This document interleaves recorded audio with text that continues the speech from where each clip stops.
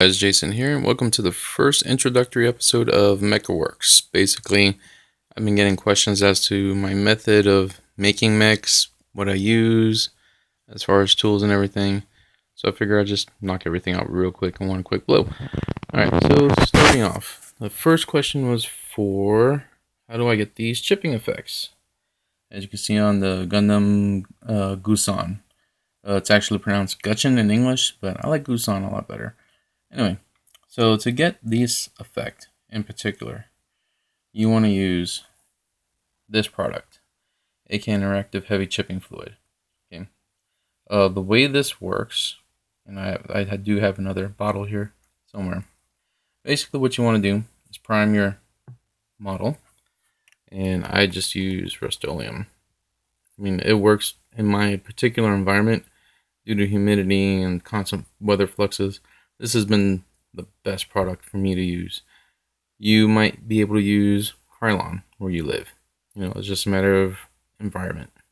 Anyway, so what you do, you're going to prime your model first. Then, and this is done with an airbrush, I use very specifically, this is Vallejo Model Air Burnt Umber. And there's your code 71.040. Okay. What this does, it's a brown. It basically is a brown. So what you're going to do is you're going to spray that over your primed model sprue, over the white. This one I've kind of scratched off intentionally so you can see. And you just make several passes over it. The more passes you make, the darker it'll be. A really great video is by Orc Painter Nerd. That's ORC Painter Nerd. He's on YouTube. He's got a video on how to create realistic rust and paint chipping effects. That's how I learned how to do it. He's also got several Gundam videos available now. Excuse me. But yeah, it's really simple. So what you do is, like I said, prime white. Do several passes with the brown. If you've hit like one area in particular that you want to look rusty because you already pre-planned it, go ahead and do that. Allow it to dry. I allow for about 24 hours. Okay. Once you do that, get this in your airbrush. You don't need to use it in your airbrush. You can brush it on, but it's a lot easier in the airbrush. Just go all over it. Do like 1 or 2 passes on each sprue. Okay. Allow it to dry. Now here's a big tip that I just learned this week. I let this Gusan sit for a while. Okay, I allowed it to dry for about 24 hours, the chipping fluid. Then I put my Warlord purple paint on there. And again, I use Vallejo game color, but I'll get more into that in a minute. Anyway, this color is called Warlord purple. This is not pink, it's actually Warlord purple. You put it on once or twice, allow it to dry. Maybe allow it to dry for 24 hours. My mistake was this time I allowed it to dry for about a week. So it was really difficult to take off. Okay, so once you do that, it's dry, whatnot. They say do it quickly, so 24 hours seems to be good. All you're going to do is just take a basic cup of water that's warm. If you allowed it to go for a week, like me, do it. Get steaming hot water. Then you're just going to take one of your brushes. You can get the most messed up brush you have, or a stiff brush. Put it in the water, and then you just basically brush away the stuff. Depending how long you've let it sit, it can be real quick, or it could take a while. Anyway, you're just using the water, and you just brush it off.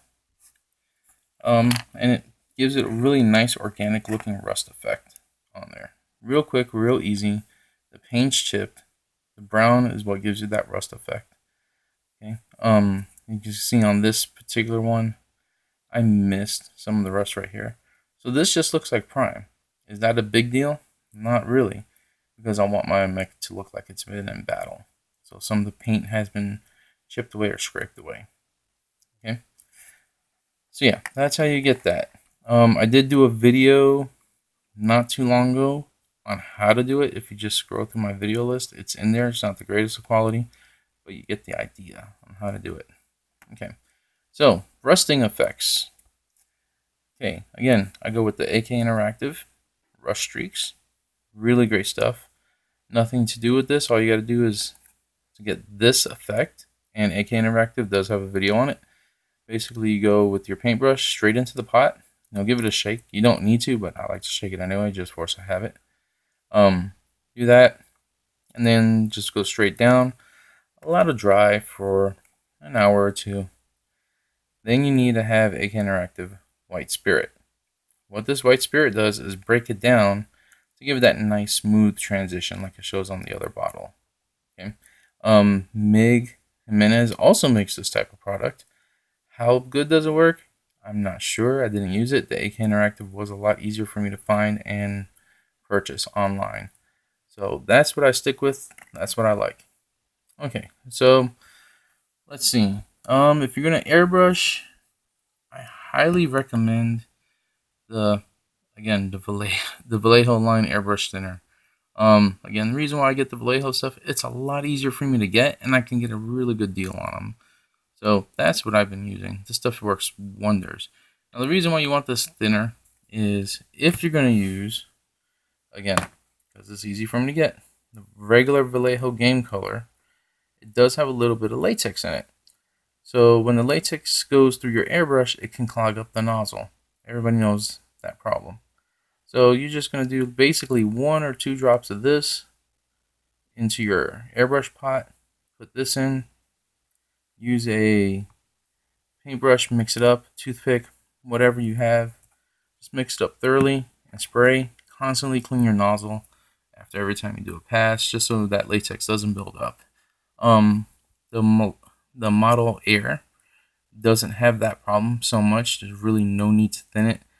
I like to put like a drop or 2 of that thinner in my airbrush, squeeze it out just to clean out the nozzle itself, okay, and the needle, so that way it does flow smoothly.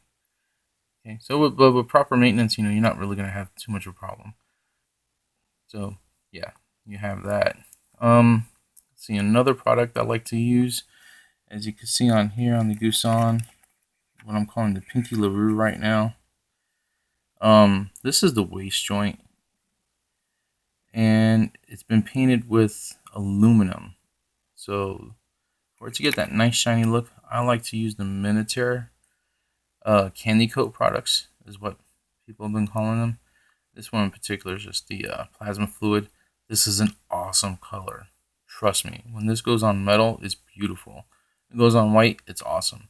You can get, for instance, on engines, on starships, if you just leave them painted white and you just put this straight on there where it can get into all the details, you don't have to do all that layering. It just builds up on its own, so it looks like an actual running engine. This color right here, beautiful. Unfortunately, this stuff is like really hard to get, and it's kind of expensive, but it's worth it. Well worth it. Okay, so anyway, so let's see the other tools I use. Like for instance, on here, and if you see, there's a lot of straight line scratches on there. I'm just using a dental tool. Now remember, I come from a mostly miniature gaming background, so I have all these tools to work with for sculpting. But this right here, it's not sharp, as you can see. Basically what you do is once it's wet, just go on here. Here's a good example. I just lightly did that and do random scratches on there, so it looks like it's been in battle. The plus side is on the other side of this dental tool, this flat little thing here. If you have stickers or something or decals, this helps really take it off, and you can kind of just pat it on there to put it in place. Really good tool. You can find like a complete set of these on eBay for anywhere from $1 to $10. Just look around. I got mine off eBay for $1 for a pack of 10 of these out of China. I had to wait 2 weeks for it, but it was worth it. And, the other thing that you might be interested in using are these sanding files. These are, one side is 200, the other side is 400. These are great, really great. They're like $3.49 at Hobby Lobby. I can't recommend them enough. They come in a huge pack. As a matter of fact, I just opened up this pack. That's one of them. So you get about a dozen of them in there, something like that, maybe more. I never really counted. They took me a while to go through. But anyway, so yeah, they're really great for sanding down parts. They're smooth and they are a little bit flexible, as you can see. If you're gonna get this Gundam Gusion, and you spray paint everything, and I went ahead and just went with straight plastic for the leg joints. Um, this is the waist, and that's the leg joint there. Okay. But on the legs, there's no polycaps. They're pretty much gone away from the polycaps in all the kits I've been getting here recently.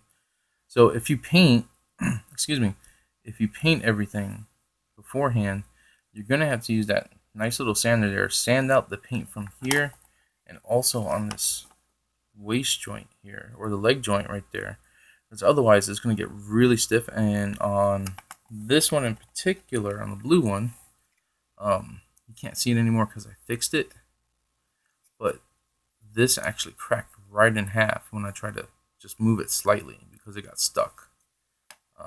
It's yeah, I don't know. I don't understand. And since I'm giving somewhat of a mini review, if you get this Gusion, these shoulder pads are absolutely horrible. They do not go together at all in any way, shape, or form. I mean, I've tried to push them together. They're always going to have a huge gap there. So if you intend to do a lot of work, which I don't, I want this thing to look like it's battle damage, so that gap doesn't bother me. It may bother you, but it's not your model. Okay? Anyway, but yeah, this gap doesn't quite fit right. I don't like it in particular. Also, since we're speaking of which, there's your waist.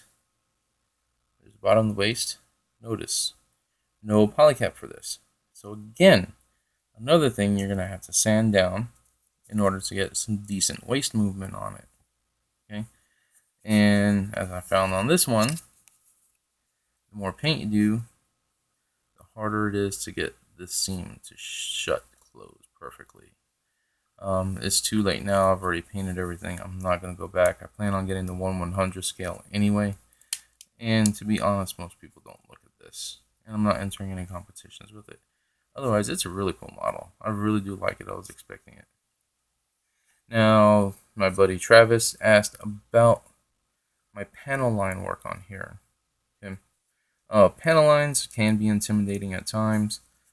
I know they intimidated me for a long time. They don't always have to be black. Okay. There are complementary colors to everything you work with. Normally, you want to use the black or gray on something that's white. I would go probably with lighter gray. For this in particular, and this model is nowhere near done as far as detail work goes.